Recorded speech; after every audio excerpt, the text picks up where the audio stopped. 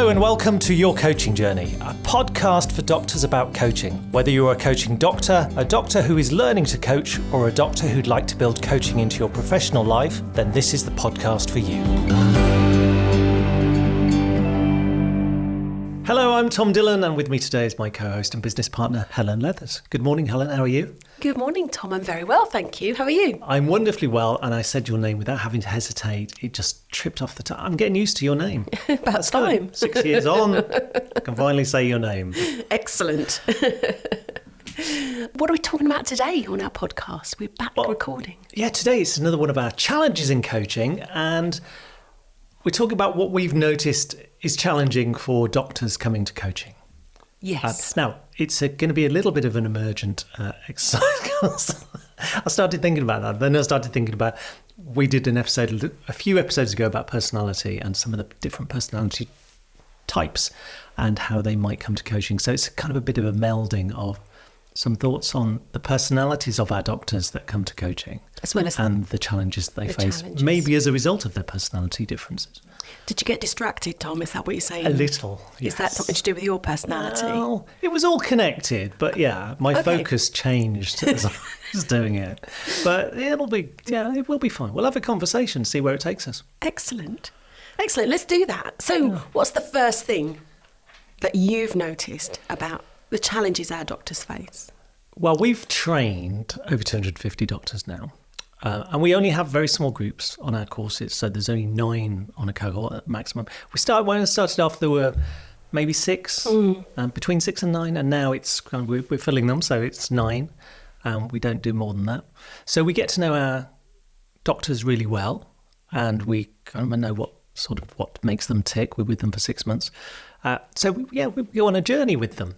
It's lovely, isn't it? Yeah. So we get to know them really well, and we know how they work in the coaching space. So we have sight of them and their coaching. So we do notice what's going on. And obviously we watch them struggle at the outset, and they all come with some struggles around coaching. And I guess one of the things that we've noticed that's not necessarily related to personality, but related to their role as doctors, their education, their training as doctors, is the lack of space in their coaching. So they tend to move very quickly in asking questions, tend to ask a lot of closed questions, but they don't leave a lot of space. And I think by the end of our coaching training, there's much more space in the conversations they're having. So that's understandable, given usually they're GPs that come to us, and usually they're under very tight time constraints in their GP appointments.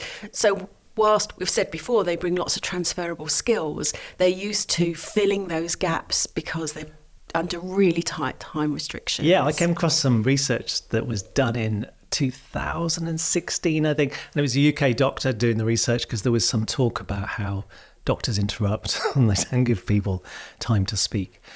So he thought, and it was supposed to be 15 seconds, I think, before a doctor. So he did some research, and in the UK, he came to, after doing his research, he came to the conclusion that it was about 38 seconds that doctors would allow the patient to talk before they interrupted. You said it was supposed to be 15. Yeah, so better in the UK than it is elsewhere. Oh, okay. So in the UK. And I think the whole 10-minute consultation thing was an American invention because of the insurance costs. So insurers were saying, well, you can only have 10 minutes with a patient. Oh, really? So I think that was where that came from. So in America, they're probably under more pressure to get it done in 10 minutes. Wow. Whereas here, it's just a system thing, isn't it? Yeah. So, yes. So that's now, obviously, within our coaching, we like the space. So we're not going to interrupt people. We're going to let them talk. And they could talk for half an hour, really, if it's useful talk. And we might, by the end of it, end up with 38 seconds of silence. Now, it could be a thing, so we're not. So there's much more space in our coaching. And so for our coaching doctors, that's one thing that we've noticed, is that when they come, their initial try at coaching tends to be quite quick and, moves very fast. And by the end of the 6 months, they're leaving that lovely long space. Yeah. It's gorgeous, isn't it? Yeah. And just relaxing into it as well, and just allowing the emergent conversation. Yeah. And so that's something we noticed. And just in terms of our demographic for our students, 91% of our students our doctors that learn to coach are women. So that's 91%, yeah. So that's a huge gender bias. Yeah, well, one we're very happy with. Obviously, we welcome men to the programme, and we often have one man on the programme. I think we did have one cohort where there were 4 men. Yes. Which didn't quite get to a majority, but it was quite nice to have some men in the room. Yeah, it was unusual because, like you say, we often have all 9 on the group of the group will be women. That's something I've noticed. And then in terms of other things, the vast majority are GPs. Yes. We do have other medical professionals. So we've had anaesthetists, we've had surgeons, we've had psychiatrists, paediatricians, all sorts. All sorts of different doctors. 75% have been GPs. So I think that's been... we've got someone at the moment who's a dentist from Australia. That's right. Yeah. So hello, Christine. If you're listening. Yes. And or good day. Yes. So I think that's interesting to see who's drawn to coaching.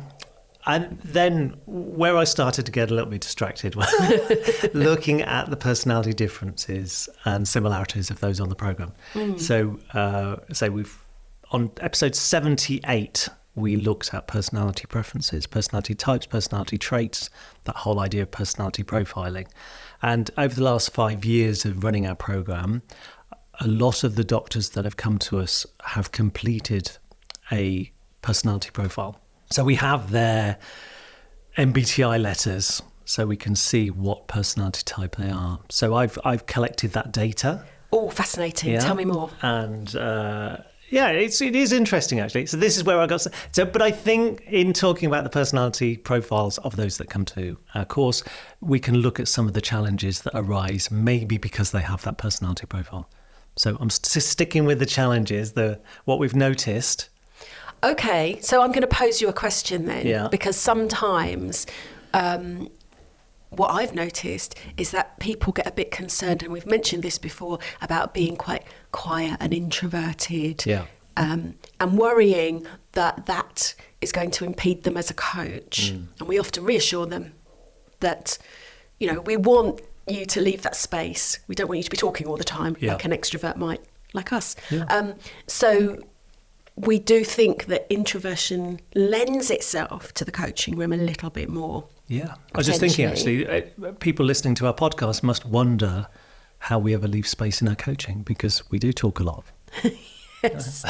But we do. We trained it out of us. We've got an episode where we do a coaching demonstration, haven't we? So that's kind of a typical coaching session. So I have the ability to be introverted in coaching, but I'm not generally. So I'm wondering if the impression is I'm quite introverted, I don't know if I can be a coach, might translate across to our demographics. What percentage of the people on our courses that have done the MBTI profile are introverts? 2/3. 2/3? Yeah. Oh my goodness, that's a lot more than I thought. I think the data around MBTI, and if we just use that one psychometric, which is a good indicator. A lot of people have done it. So the company that run that, their data is roughly 50-50 split, introverts and extroverts in the UK. Which I would kind of expect. Yeah. I mean, I kind of expect more extroverts, but... That's just because they tell you that they're there. Well, yeah. We don't notice the introverts much. And I've heard figures bandied about that 1/3 to 1/2 introverts, but it is, in the UK, it's roughly 50-50 of the people that have done the test. And then of our delegates, of the people who've done the test, 2/3 are introverts. Yeah. Wow. But if we think about it, I believe that coaching is an introverted activity. So I had 2 coaching sessions yesterday, hour and a half coaching sessions, one with a professor, one with a medical director. And I didn't have a lot to say at all in those sessions. That's good. I was very quiet. As I would expect. So I've spent a lot of time not talking. And for the extroverts, that's hard. I mean, we are both extroverts, and we've both had to learn to sit and wait and not feel the silence.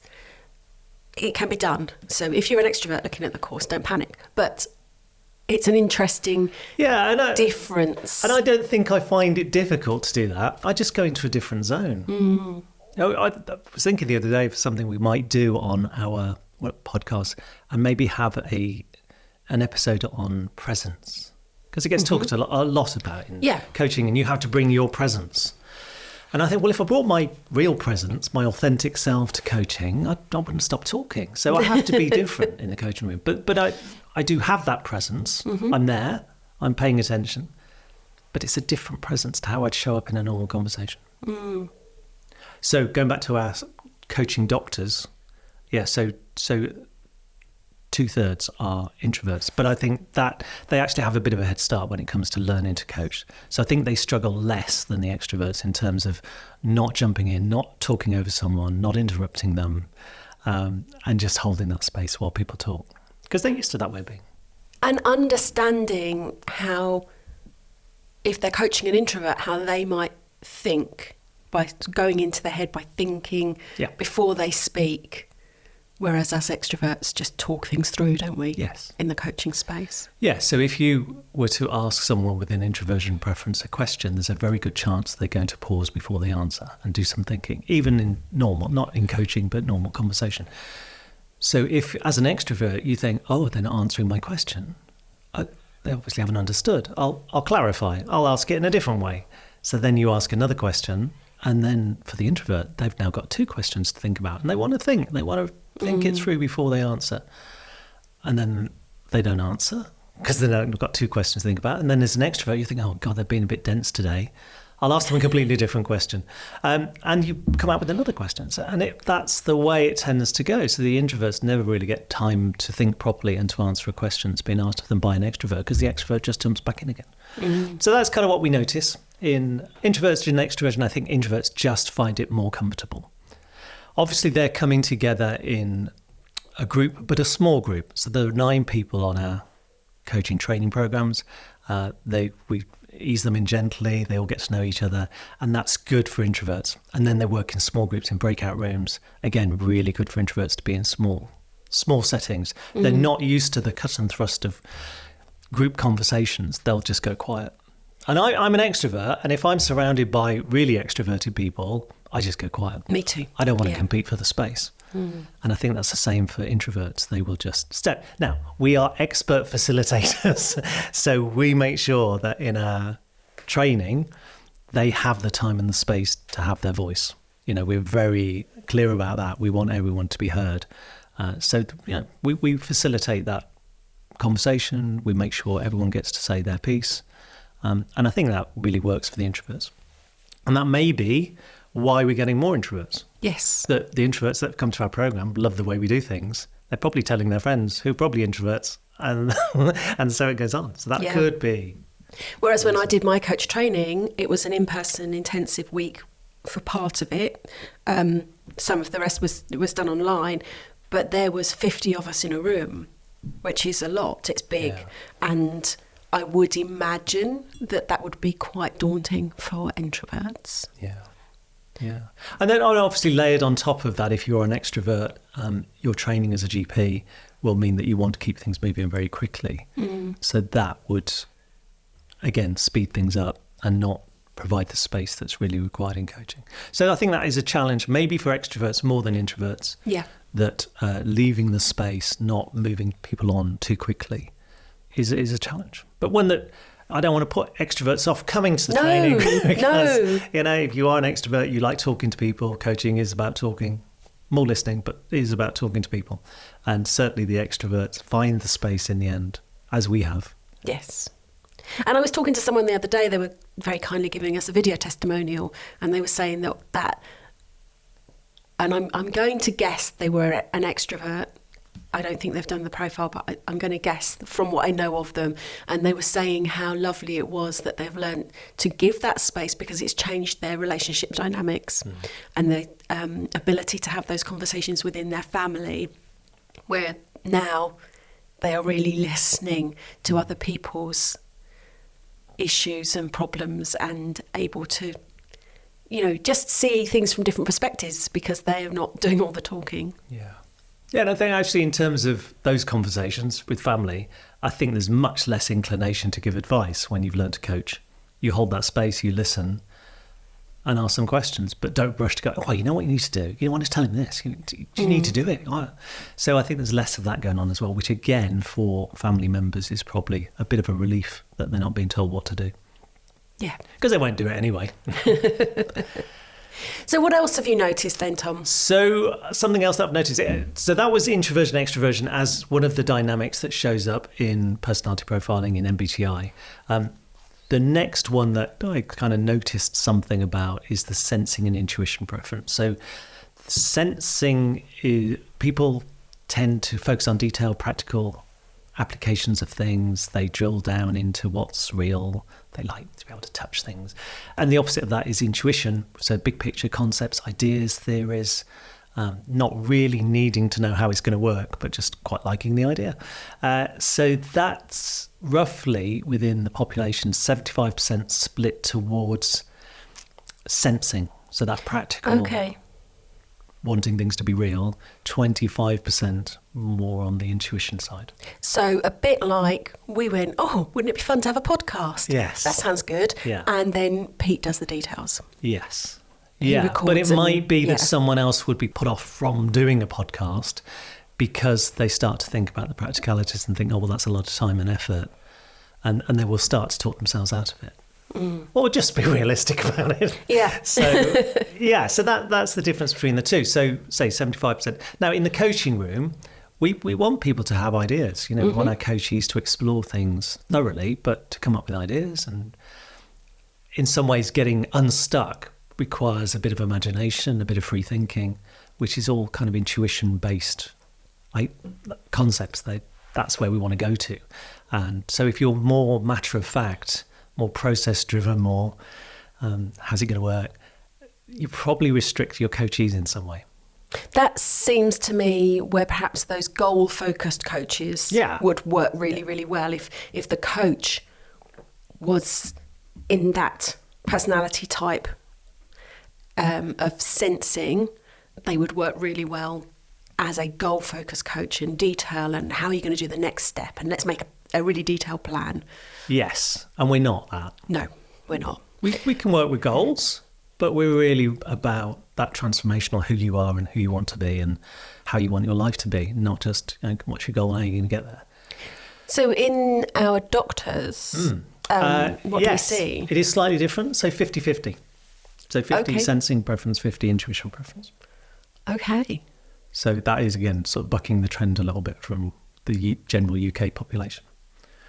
So I think that intuition preference does serve people well. You know, it's when you're having those conversations, you try to expand people's awareness, give them more ideas, or allowing them to come up with their own ideas.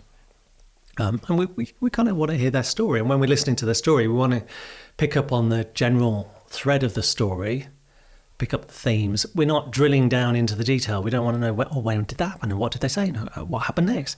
That's not what we're trying to do in the coaching. We want them to tell their story, but we then want to move them on and take some of their themes with us. So we'll summarise, but we're not going to be drilling down into the detail. So I think people with an intuition preference perhaps find that bit easier, and maybe some of the challenge for the people with a sensing preference, if they are very practical and task focused, they might struggle a little bit to step back and hold that space. And again, that's something we've noticed when we do have some very practical doctors that just want to know, what are you going to do next and how are you going to do it and what's your plan? That's a challenge for them just to be able to take a step back first. And it might well be that we get to the planning and we want to know how they're going to do it. And we now work quite a bit in lifestyle medicine where they're definitely going to be doing some planning with their clients. And if someone wants to lose weight, they're going to have a plan. Yes. And they're going to want to check in with a plan. But that initial piece around, what's this all about and who do you want to be? And that's perhaps more tricky for someone with a sensing preference. But people with an intuition preference will find that much easier. And they might struggle more with the planning and putting that into place. There's a bit of a balance there. But all of that is a learning process, and rest assured you can relax into it in time as you go through that. Yeah, and everyone finds their way. Yeah. What else do we have as a challenge then? So now the next bit of the personality profiling is the difference between thinking and feeling. And people with a thinking preference tend to be analytical, logical. They make decisions based on the facts, what's logical. Mm-hmm. People with a feeling preference tend to be much more empathetic, much more make decisions based on their feelings, their gut feeling, their values, how other people might feel about it. So there's that difference. So, and quite often shorthand is that thinking people are very task focused, feeling people are very people focused. So that's that somewhere in there is what thinking and feeling is. Now, again, sort of population split is roughly 50-50. In our coaching doctors, 90% of them have a feeling preference. Oh, wow. Yeah. That's a lot, isn't it? It is a lot. And interestingly, because I thought, well, is that just a doctor thing? But actually 36% of medical students have a feeling preference. That was some research done some time ago. But so that again, our coaching doctors are bucking the trend. Because I think more people with a thinking preference come to medicine. And then we've got far more people with it. And interestingly, I was talking to Jo Hartley, who we interviewed on the last episode, about this phenomenon when she was on the course. And I said, it's really interesting that so many of you have a feeling preference. And I kind of was expecting you more to be like analytical, because you have to kind of diagnose, you have to look at all the facts. And she said, yeah, but Tom, we're kind of self-selecting. We've come to coaching because we like people and we like talking to people and we have that empathy. Yeah. We're the empathetic doctors. Actually, like people. I was going to say, it strikes me that people within the medical profession, if they're feeling at odds with it and they feel they're not quite fitting in, it might be because they are the opposite personality types to the majority. So come find us, you're our people. Yeah. It is interesting though, isn't it? That was a huge shock to me when I first did the data, because I'd done quite a lot of these profiles and put them all together into a spreadsheet. I thought, oh wow, that's really interesting. So what does that present as a challenge, do you think? Well, certainly in terms of the 90%, that's great because they're empathetic. They want to sit and listen to people. They are happy with people's emotions. I think most doctors are comfortable with people expressing emotion. That's part and parcel of their everyday life, isn't it? They're going to come across it. But I guess not everyone wants it. No. But I think the feeling people will. I did have an engineer on a course some years ago that really didn't want to deal with the people's emotions in the coaching room. She said, well, I'm not interested in that. I just want to get them to where they want to get to. I don't want to know about their emotions. I really struggled with that idea of being empathetic. I suppose there is a danger of over-empathising and becoming emotionally attached in some way. So, and obviously that's going to be an issue in the consulting room as well as in the coaching room if someone is that way inclined. And I know we talk a lot about on that course and detaching from the emotion personally, allowing the coachee to have the emotion, and as the coach not going there to understand but not going there to feel. So we talk about cognitive empathy, where we're able to understand why the person thinks and feels the way they do. And we're going to demonstrate empathy by reflecting back what we're hearing and acknowledging the emotions there. But what we're trying, we're going to do it occasionally, but that emotional empathy is not useful to us in the coaching room. We're going to feel it anyway. There are going to be times when someone is saying something and it sparks something off in us and we go to that place of feeling emotional. But I'm not sure how that serves our coachee, other than to let them see that we have some emotion. But I don't think it's helpful in terms of helping them get to where they want to get to. And the other type of empathy is what doctors would probably be most used to, is that empathetic concern, which I think that you could translate into compassion, where we want to take action to help someone else's suffering, to ease someone else's suffering, which is a very normal trait, desire for a doctor, to be compassionate and support that person by taking action. In the coaching room, we're not taking action. We want them to take action. Yeah. We're not doing anything. We're listening and we're holding that space, but we're not going to run away and do something for them. We want them to go away and do something for themselves. So it's different. Absolutely. And I think for me, just maybe to reassure people if they're feeling like, oh, I don't know if I can go into that space, into that coaching space, if it's more, more empathy is required.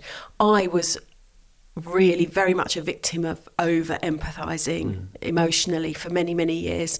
And I know that you can calm that side of you and develop the cognitive empathy and help people without becoming so emotionally involved. So if anyone's thinking that might be an issue, it's not something you have to be stuck with. You can work through that. So hopefully that's reassuring. So I think those with a feeling preference find it easier to deal with emotions coming up in the coaching room. Those with a thinking preference, probably easier to be objective and to step back and actually look at things rationally, analyse them, and maybe help someone work through something that perhaps is over emotional, and they might be able to look at it in the light of day. Yes. What's going on here, and be able to explore it and ask good questions that will allow someone to explore it in a more rational way. So I thought that was interesting. Interesting, of the 10%, so 90% were feeling, of the 10% were the thinking, almost all of them were very close to the middle. So verging on having a feeling preference. So only just in the thinking zone. Only 1% of that population had a moderate thinking preference. Everyone else was more to the middle and verging on being feeling. So, So that is our audience. Those are the people that are coming to our course. And maybe because of who we are, we attract that. And maybe because it is a transformational coaching diploma, people are attracted to it because of that too. So, good. And what else do we have? So the last dimension that we look at is judging and perceiving, and this is the difference between how people organise their lives. So people with a judging preference like to be organised, they like to be planful, they like a plan, they like to work the plan. They get annoyed if other people don't work the plan. They like things to be finished before they move on.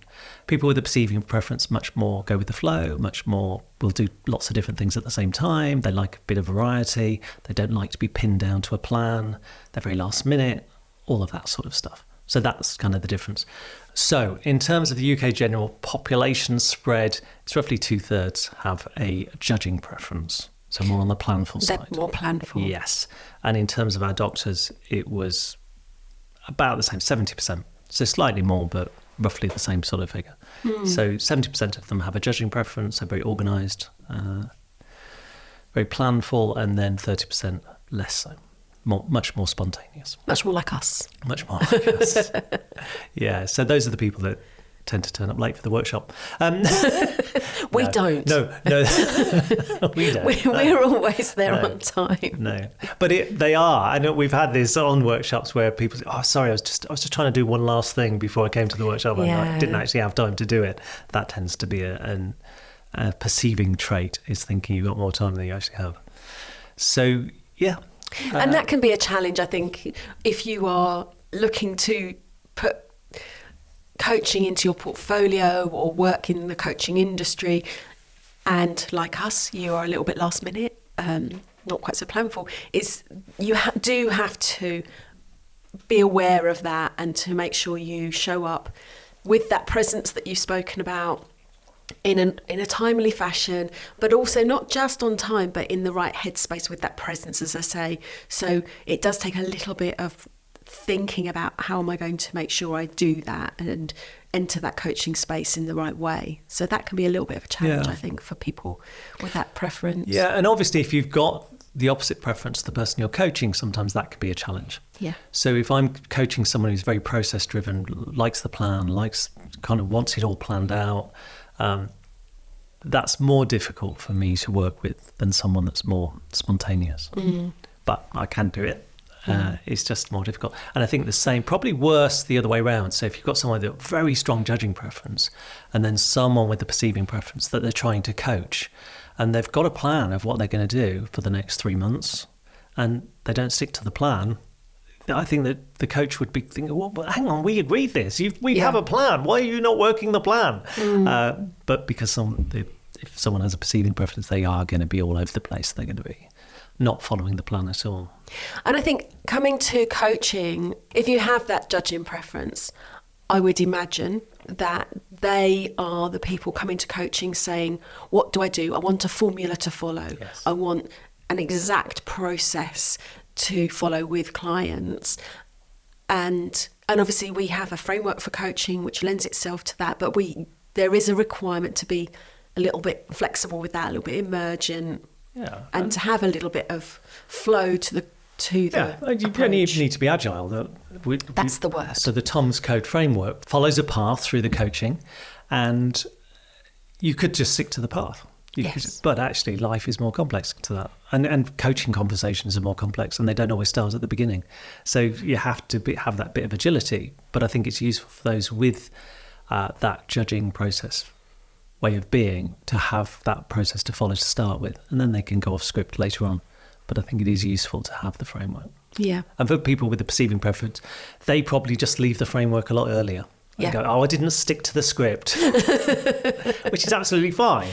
But maybe sometimes, at the beginning of our coaching sessions, we always get people to do a little bit of contract in terms of, okay, we've got 20 minutes, what would you like to talk about? And then what would you like by the end of it? And how important is it for you to have that?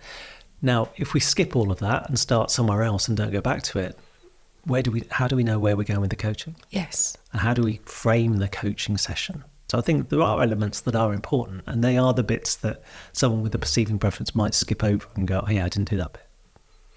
This is really interesting, isn't it? Yeah. Really interesting. Yeah. Because it just shows there's no perfect personality type for a coach or a coachee. No. And we all need to learn more about ourselves and adjust the bits that perhaps are less helpful in the coaching room. Yeah.